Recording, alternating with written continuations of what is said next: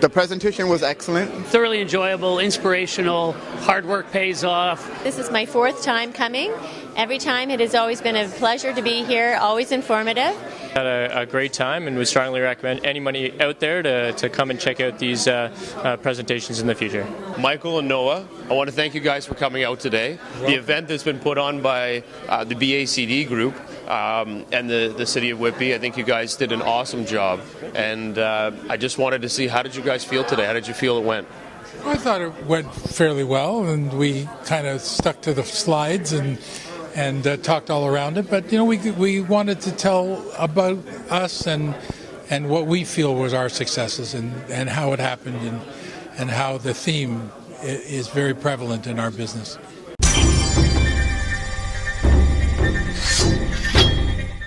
Big welcome to Michael and Noah, to Jerem from Gateway Newstands.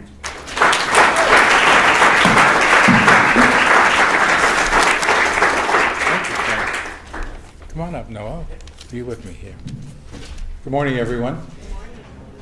This is a problem for me because I talk with my hands, so the talk is only going to be half as good since I have to hold the microphone.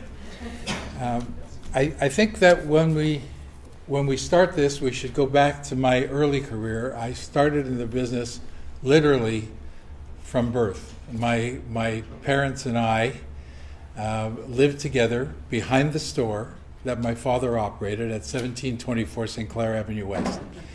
So my early jobs in the business were to bring the pop up from the basement, to mix the ice cream cones and serve them to the customers. And it was an interesting way to grow up because we were always on. We were always in the store. The store stayed open till midnight every night, and my parents would be back and forth to have a meal behind the store where we lived and come back into the business. And it seemed that I was always destined to be in the business and have never, ever, ever left it.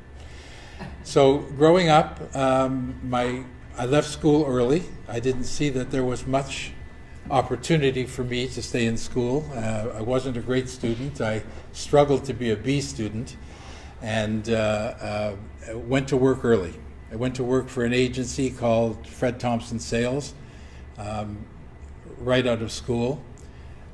I have the distinction, and I think I still hold it, of making more calls than any other salesman. There were 6 of us that were hired at the time.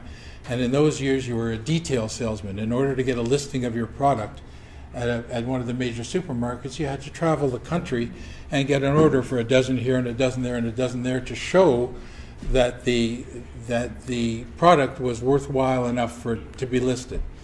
So after the first couple of weeks of business, my boss called me into the office, which is always a scary thing, and he said, "You're making 4 times the calls that all of the other salesmen are making." Well, in those days, I had a 67 Mustang. It was filled with samples of licorice. Licorice is a really good laxative, and I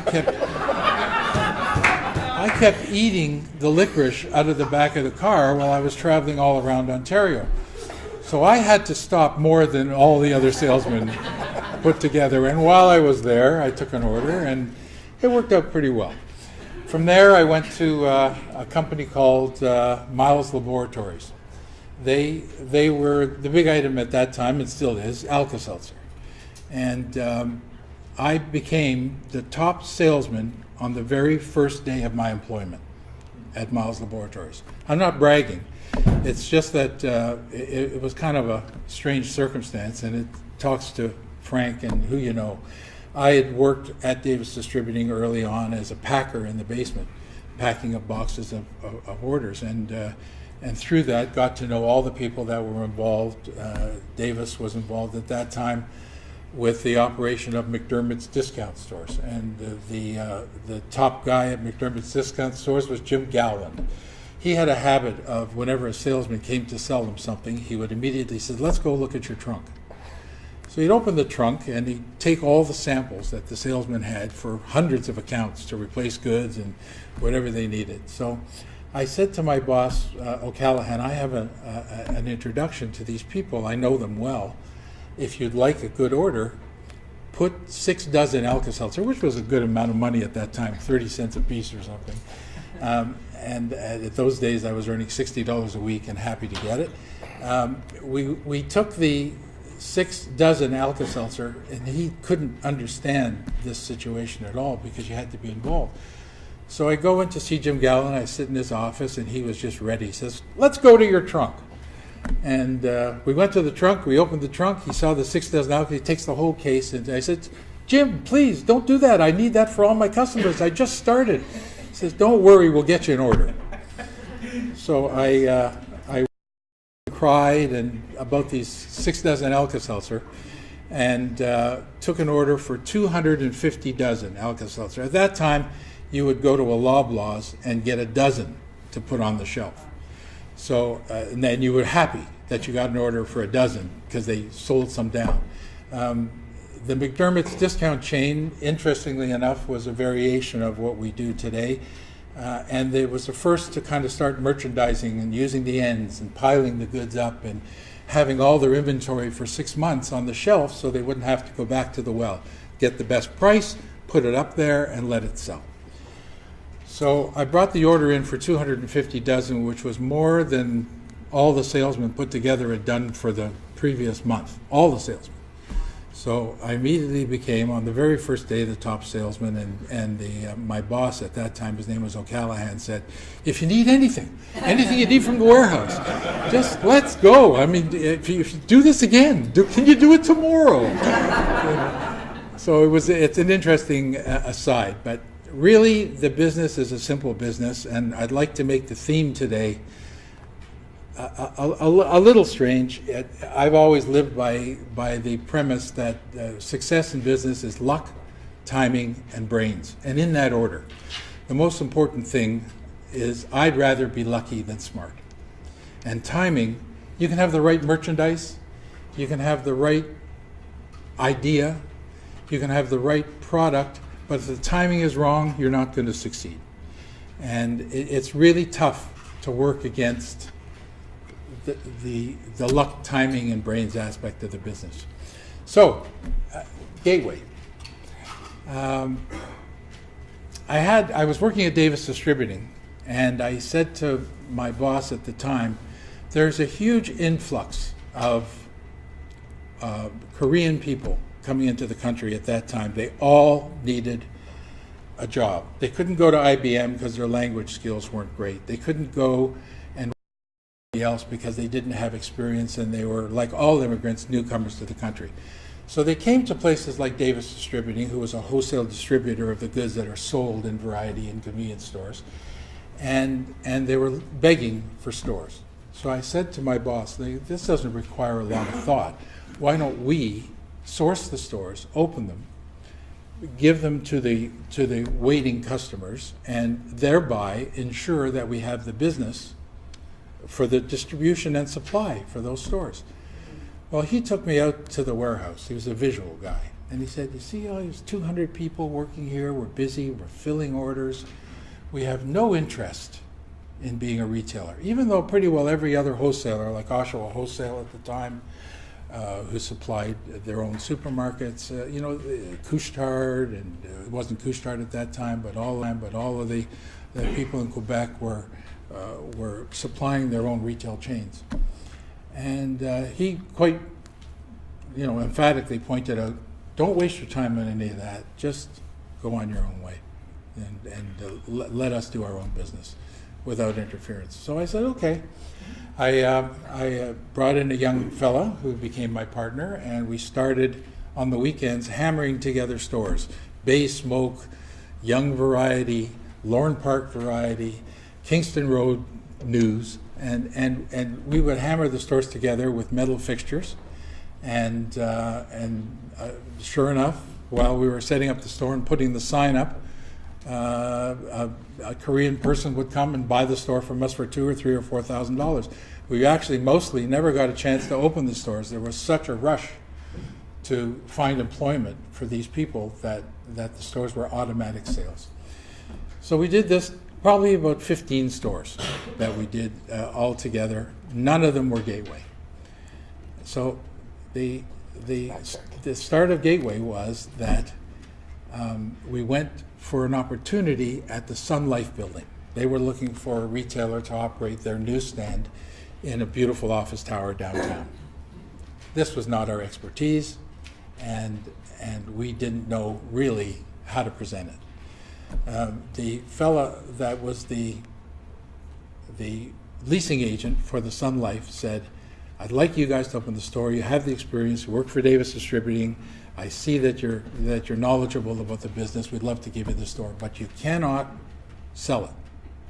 You cannot transfer it, because there was such a demand for the stores that these stores were transferring 2 or 3 times for a profit for everyone before they even opened. Some of them, and even after they opened and they had sales, they even sold for more money. So he says, I don't want you flipping it. I don't want to be doing contracts every 2 weeks for another operator. If you sign with me and take the store, you're it." Well, I didn't know what to do. So I got a franchise agreement from Pizza, and we copied it, made it work for us, and didn't have legal fees or anything to worry about. Nobody here from Pizza. Nobody right? here from Pizza. Right? And we did a management agreement. We did a management agreement for the individual operator. This was even before we decided to franchise it, but we did a management agreement, and the fee for that was $1,000 a month.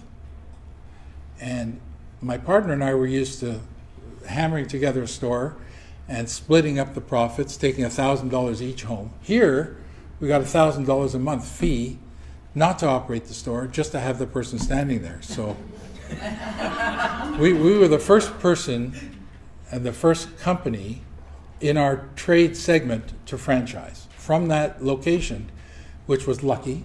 The timing was right, because we couldn't do what we were doing. I may still together today with my partner be hammering together stores on the weekends. If this fellow from the Sun Life didn't tell us exactly what he needed and made us adapt in order to operate the store as a franchise. And how about the name?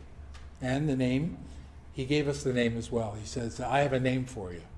The store is right at the gateway of our building, at the bottom of the escalator on the main entrance. "Can you call it Gateway?" I said, "Sure, why not?" So he not only gave us our first really good location, he gave us the name, and he told us how he wanted the store set up and what he wanted us to carry and how to operate, and that was the beginning. From there, we did lots and lots of stores, one after the other after the other.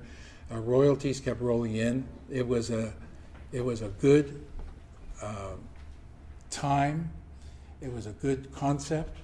We were the first in the franchise business, so it really took us forward until we got to a position where we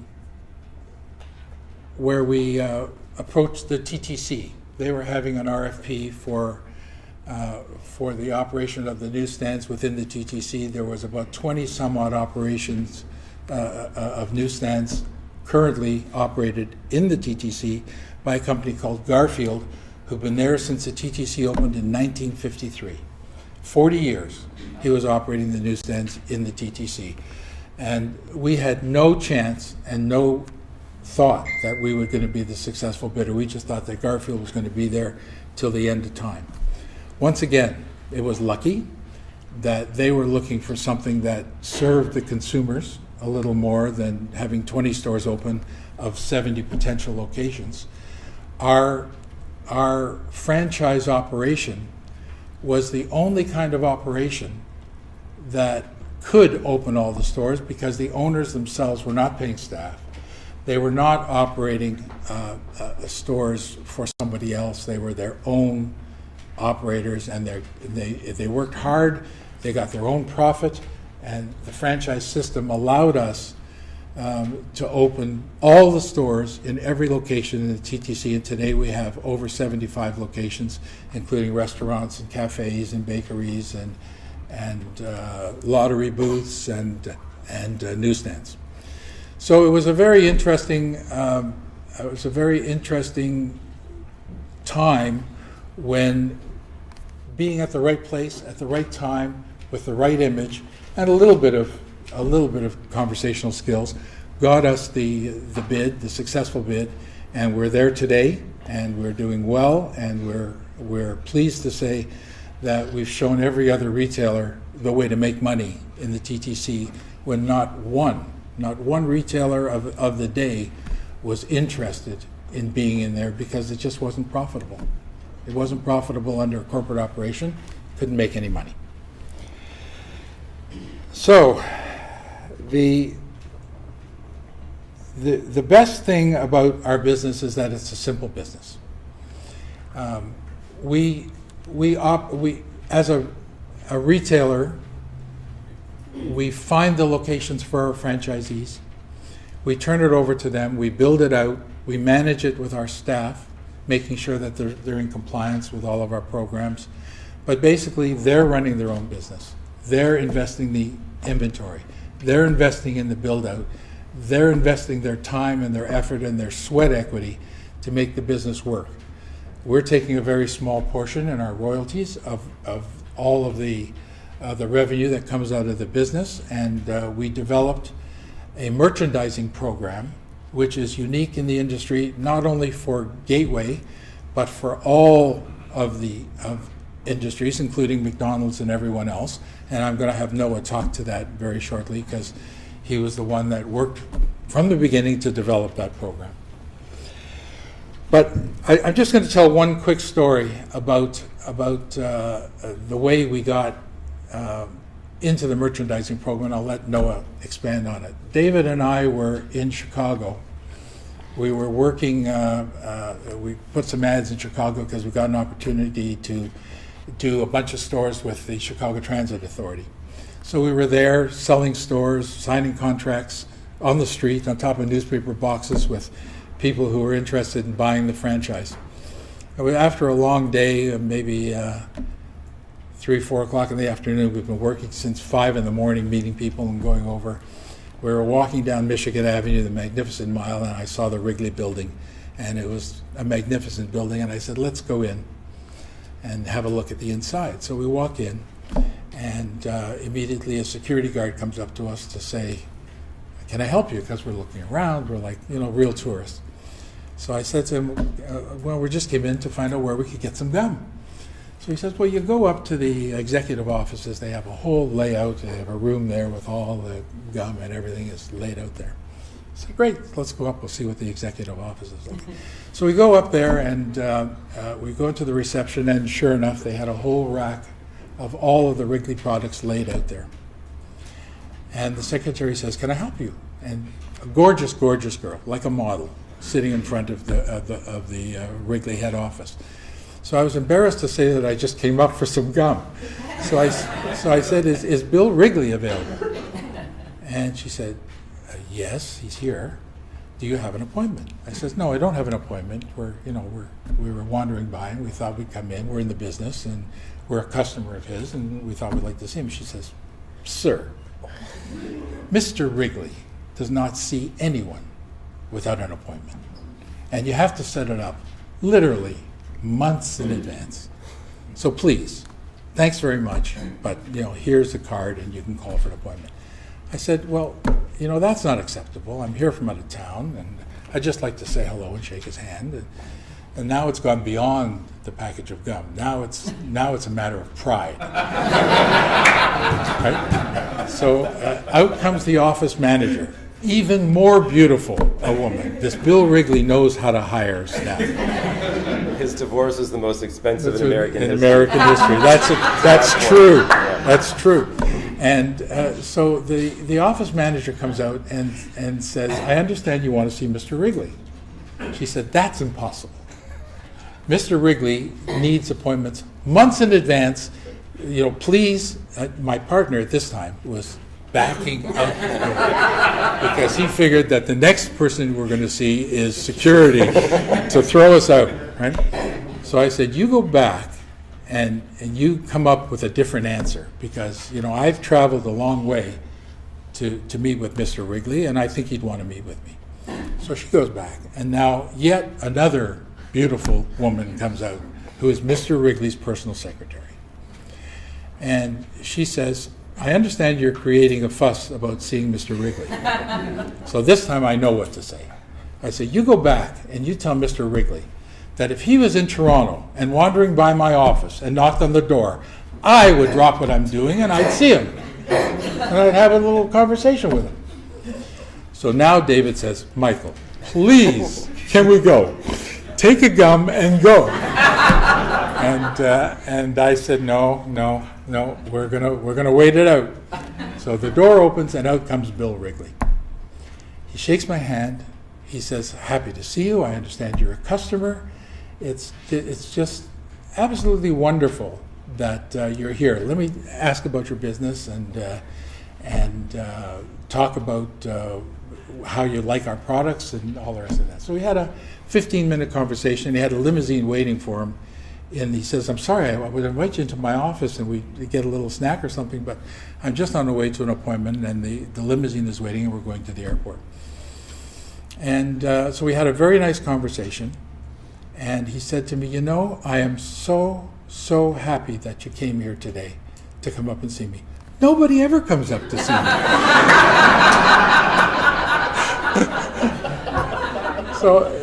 So here's the punchline. The next day when we got back, we had been trying to establish ourselves with a number of strong wholesalers and manufacturers in order to get our programs for the Gateway stores off and running. We get a call from the president of Wrigley Canada, and he says, can we come in? We need to talk to you guys. You guys are a big retailer and we're not representing you properly. And I said, what's this all about? What's going on? He says, well, I understand Michael, they called Noah, I understand Michael had a meeting with Bill Wrigley. And I said, and Noah said, yes, yeah, I understand he did. And he said, well, Mr. Wrigley wants to make sure we're taking care of you.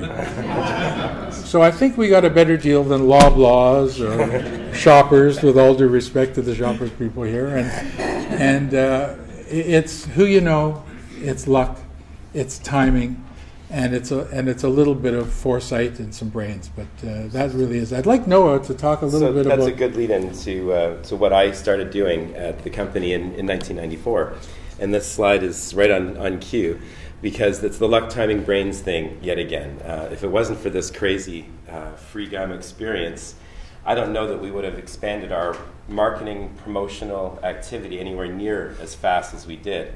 So in 1994, I joined the company right out of school, and that was also the year that we got the TTC, which my father talked about. So it really was the TSN turning point in our company's history.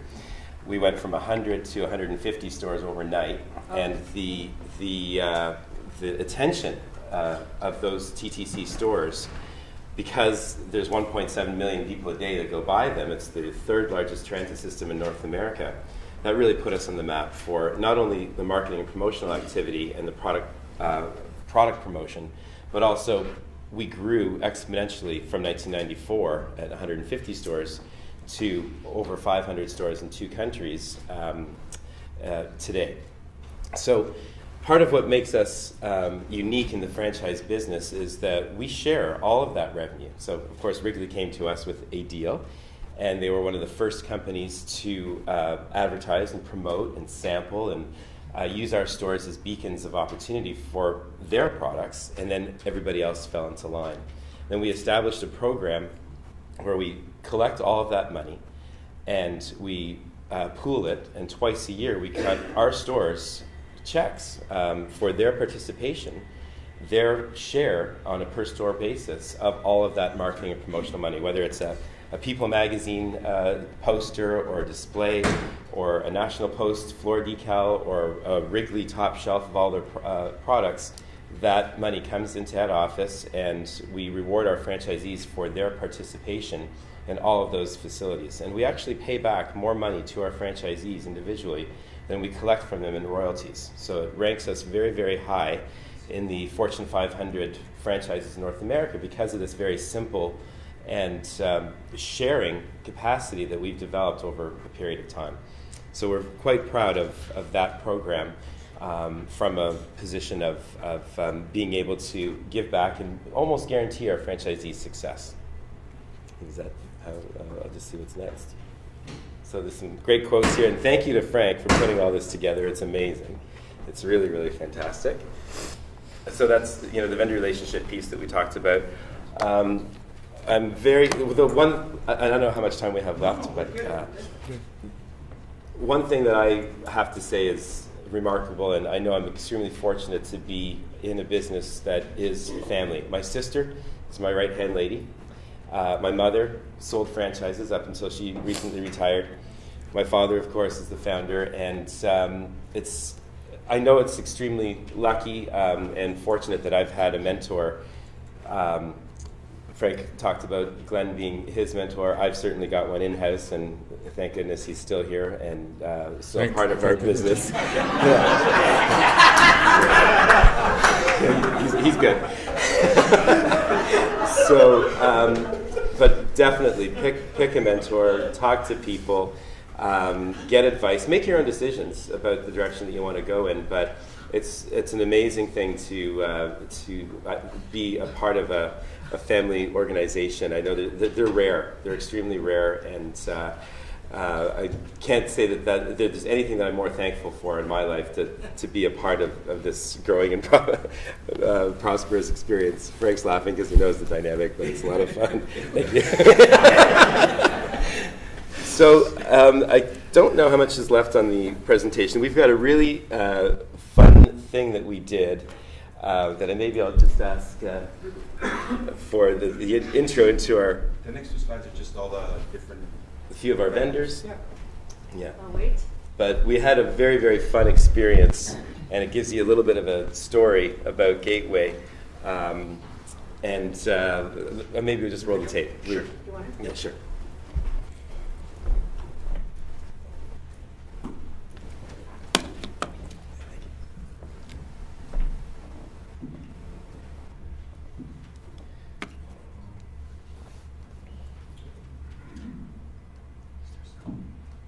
Sound? Yeah, it's coming. Coming. Popular newsstand chain puts 2-star. This is a program, a takeoff on Undercover Boss. 2-star employees through a week-long job interview. We have an opportunity that can really benefit you. It was a relief that we were in trouble. This opportunity is a huge deal. Both equally deserve promotion. There's only one opportunity. What? It's good. And they're determined to show bosses what they're made of. Just try to be quick. Service issues. Can you hurry up, please? He made a mistake. She's completely unqualified for the job. Will rise through the ranks, grab a new job, pay and perks. It's a good opportunity. But in an astonishing twist. What? Is it fair? Oh, gosh. The other is destined for something much greater. They'll get the keys to a brand new Gateway Newstand and be the boss. Cool. Actually, the second segment was more than what I was looking for, but it's okay. It's just basically talking about where we are, who we are, and maybe I'll take that part again. Where we are. Yeah. We're the largest operator of newsstands in North America.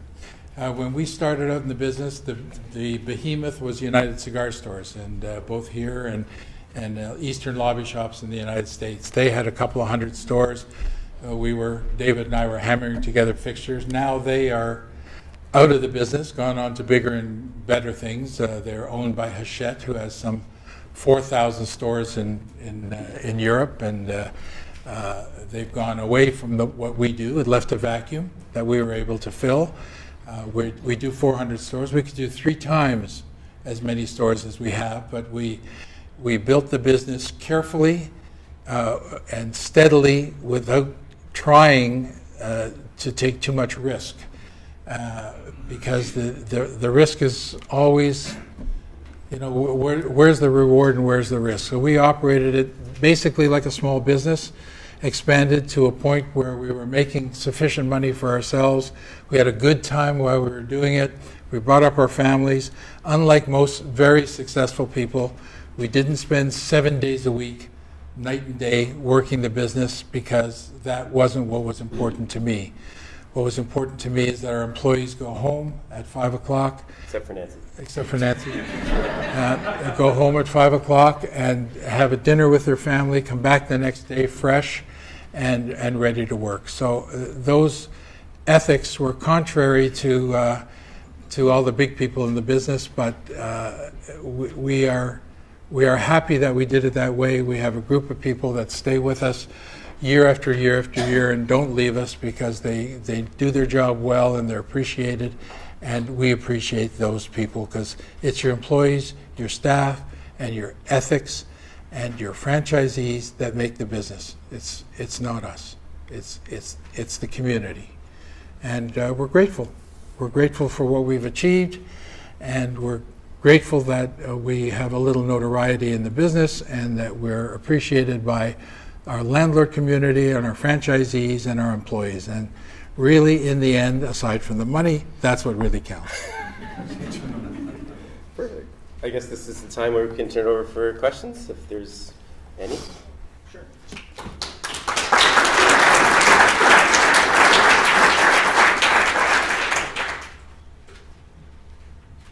So, in any business, there's conflict, and in a family business, there's different layers of that. You know, father, son, and sisters, and mom, and everything else. How do you guys handle conflict if and when that arises? Well, I'm over 200 pounds. So when I put my weight down, I expect it to be felt. But in the end, I think that the conflicts in businesses are there because they were there during and before the business and before the people started with the business.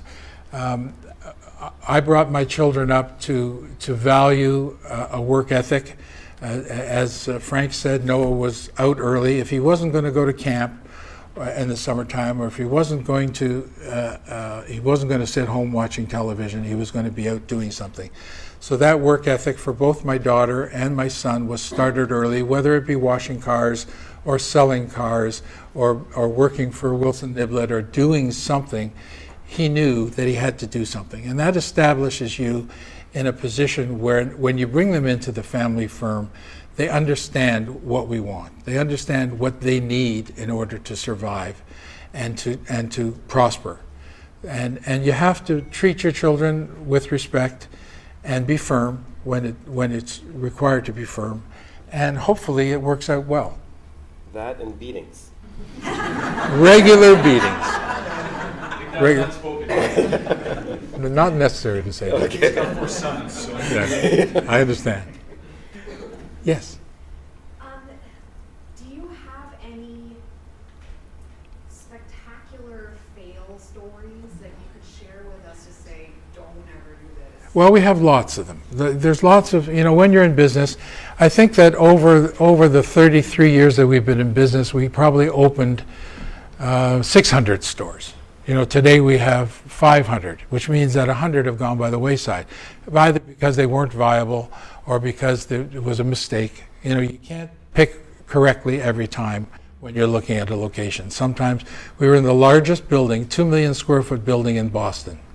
The store was at the back of the building, and the landlord and everyone thought this is a slam dunk.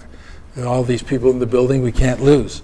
Well, we did lose. The rent was high.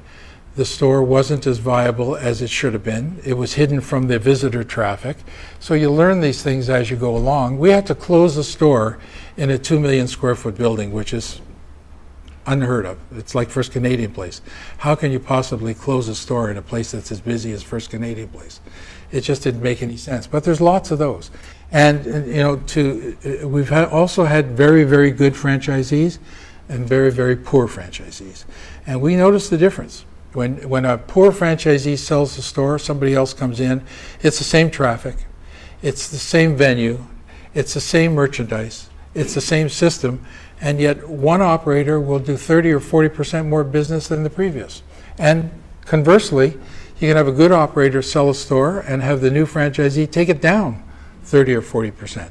So that's our job, to point out the mistakes and to try to correct them. But nobody's perfect, and anybody who says that they've had a perfect career without any failures, I don't think so. But I do know one thing, and I'd like to leave this with you. It's a kind of a personal theory that I have, and from the people that I've talked to over the years, it seems to work.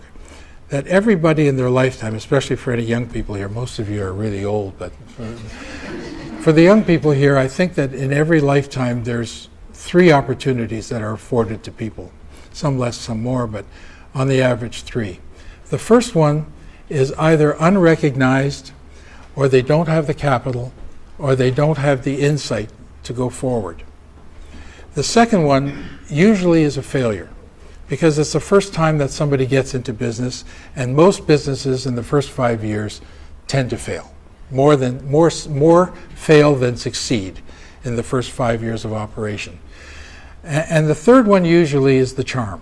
The third one is you have the experience, you have some capital or some backers, you have the insight to recognize when an opportunity comes and have the correct timing and the correct luck involved in making sure that the business works. And most people, if you read biographies, which I do pretty consistently, most people find that is kind of a pattern where that business usually becomes a success because they've gone through the steps, to your point. Great question. So you were speaking earlier about how you had this vision of, well, there's a number of people, newcomers to Canada, that were having challenges, needed employment, and we're desperate for that. Right. Do you see that opportunity now? Constantly. It's exactly the same. The ethnic groups have changed. It went from originally there was the business was owned by Jewish people. They were all the operators of all variety stores and convenience stores were from that ethnic group that came over either just before or just after World War II and established themselves in the business. After that, there was a number of small minorities that came. The Koreans brought a huge influx of people, all wanting stores.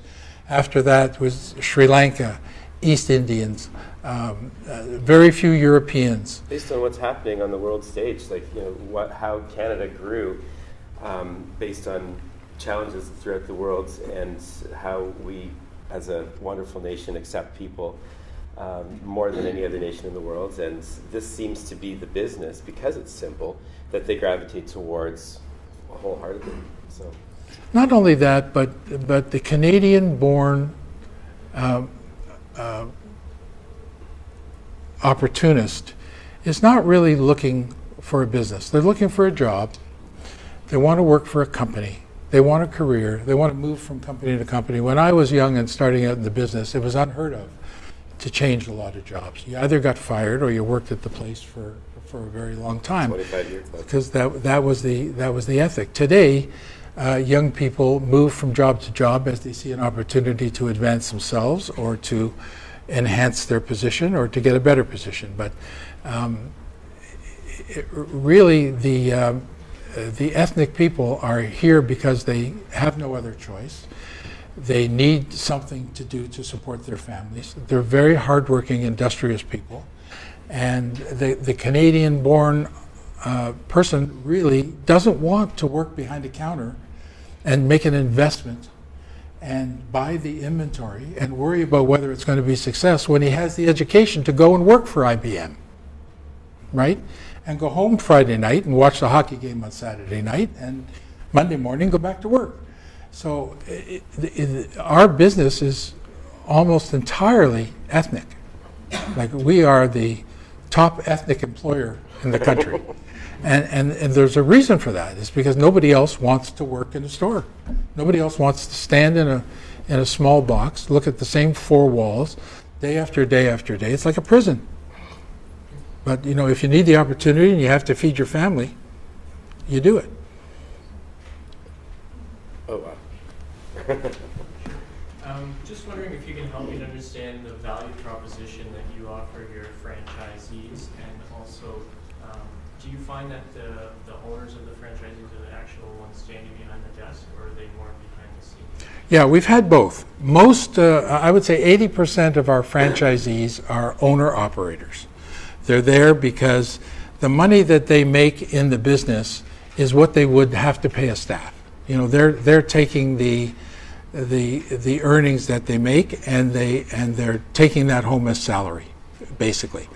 They build equity in the business because the businesses generally sell for more as they get established and the sales go up than they did when we sell them to them.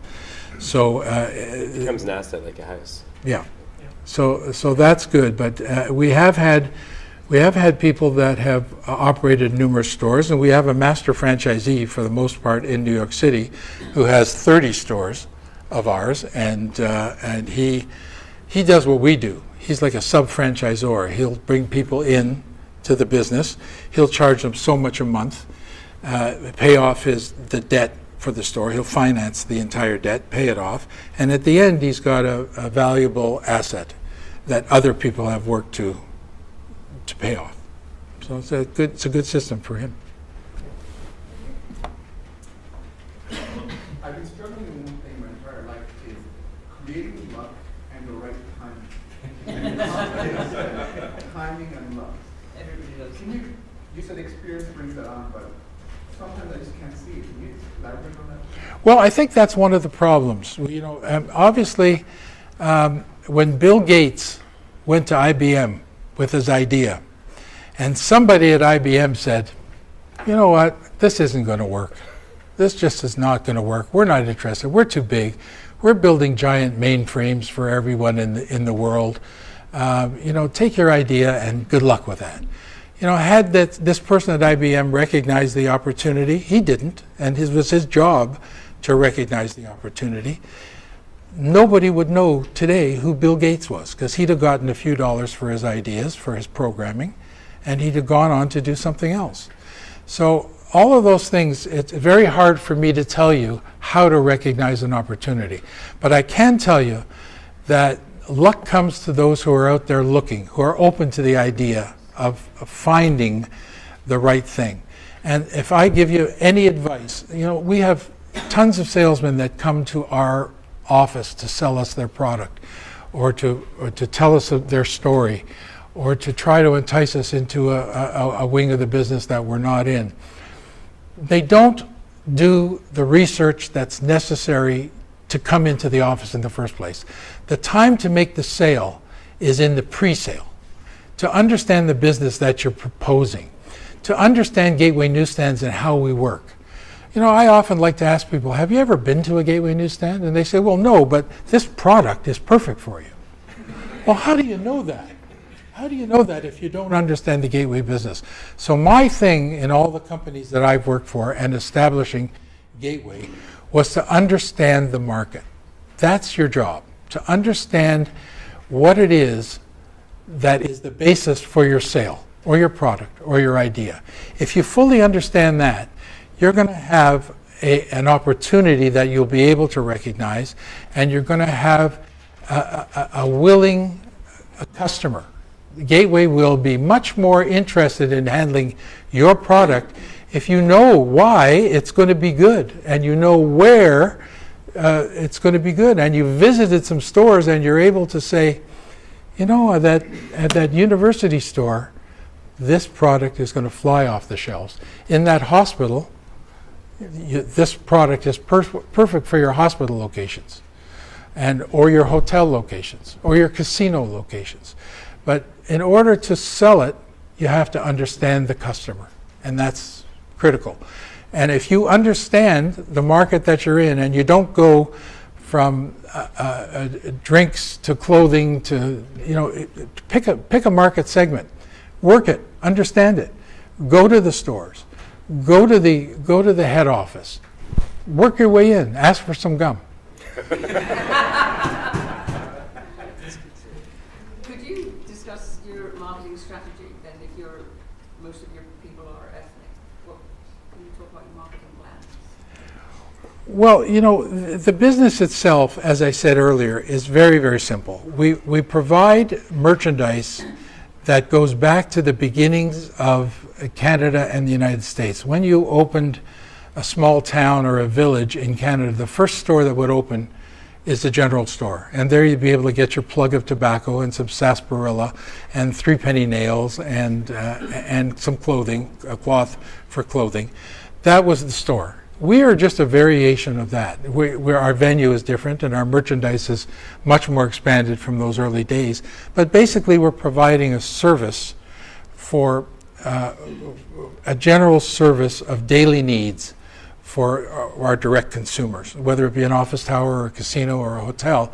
The theory is the same. So when we have a franchisee, we want to explain that to him, that he is the outlet for that area, that he must put himself in the position of the consumer. He has to be nice. He has to be courteous. He has to have the goods on the shelf, because an empty shelf doesn't sell any goods at all. And we will assist him, we will help him, and we'll give him money through the merchandising program, and we will make sure that the business model for him captures all the things that make the business successful. And we've had a lot of iterations of our business over the years. There's dollar stores, and there's drug stores, and there's all kinds of different stores that sell the same merchandise. We have to find our niche, and we have to put our franchisee into that model and make sure he understands it. Take over, boy.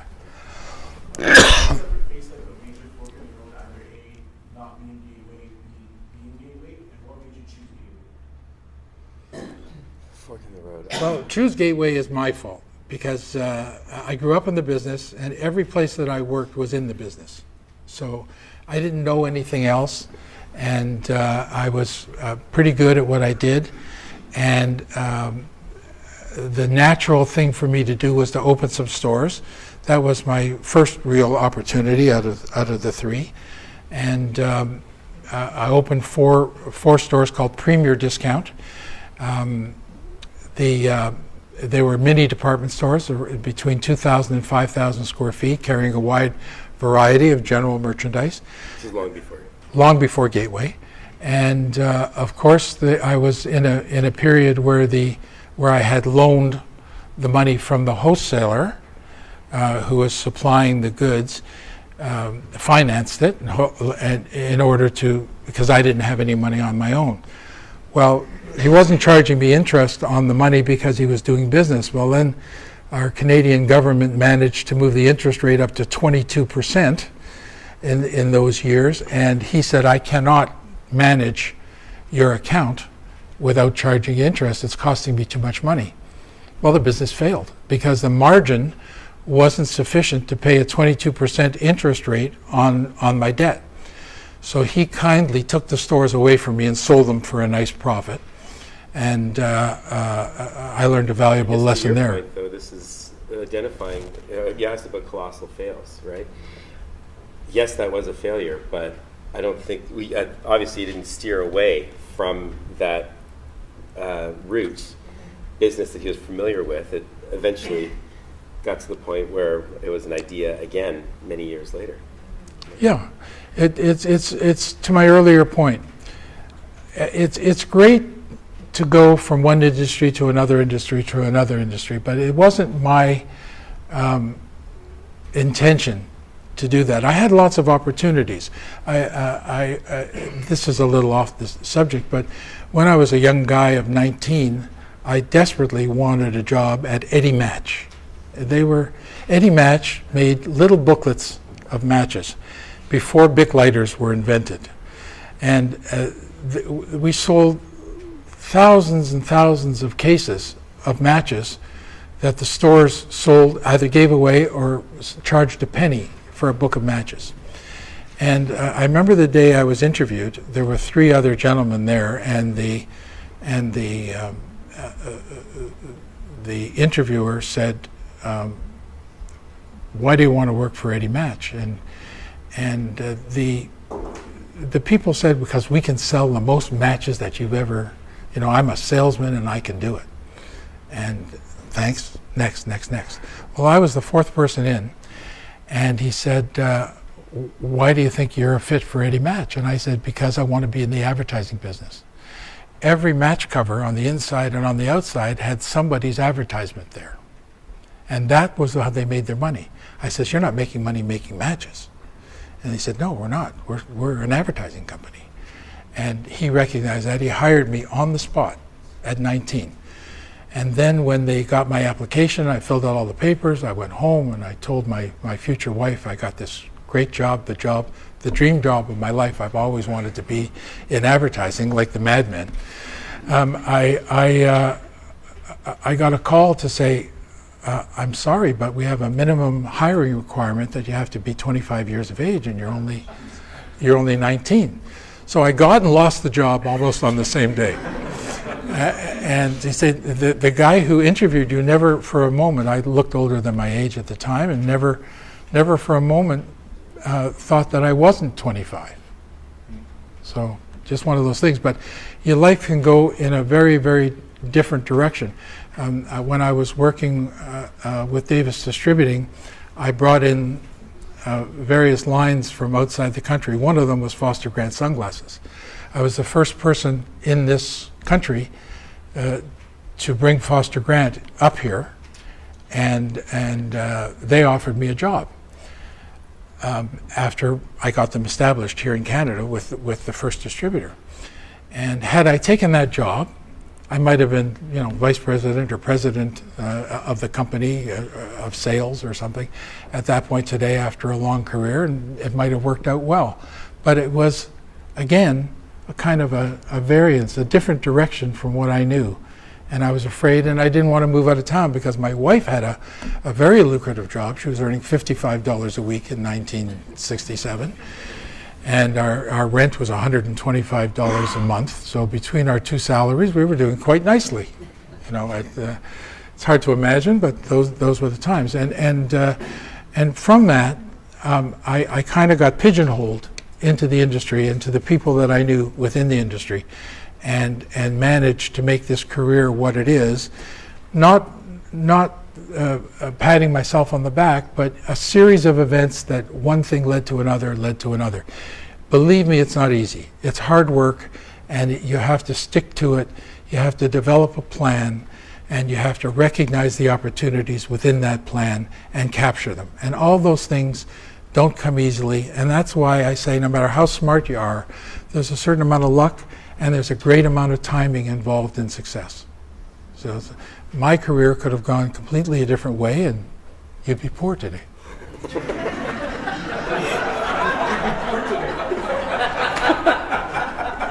Any other questions? One last question. Sure. You touched about being prepared and ready when you make a call, which I think is terrific. What do you look for in a salesperson? What if we came in and we're pitching the same product, we both did the same, and it's not about price? What would separate us apart from each other? Say, I want to do business with this person. Well, I'm going to let Noah expand on it, but basically I would like to see that the salesman understands his product and his business, because too many don't. Too many salespeople feel that the product is going to sell itself and that they don't have to worry about either the product, the idea, or the service that they're offering. And I like somebody who comes prepared and knows what they're talking about. And if I can pick holes in what they're saying, then they haven't done their prep work. Because I shouldn't be able, on any presentation, I should be able to sit back and listen and agree with everything that's said and see exactly how that fits into my business. And if I can't do that, that's not a successful sales call. Any questions? Perfect. Wow, right on time. You guys are...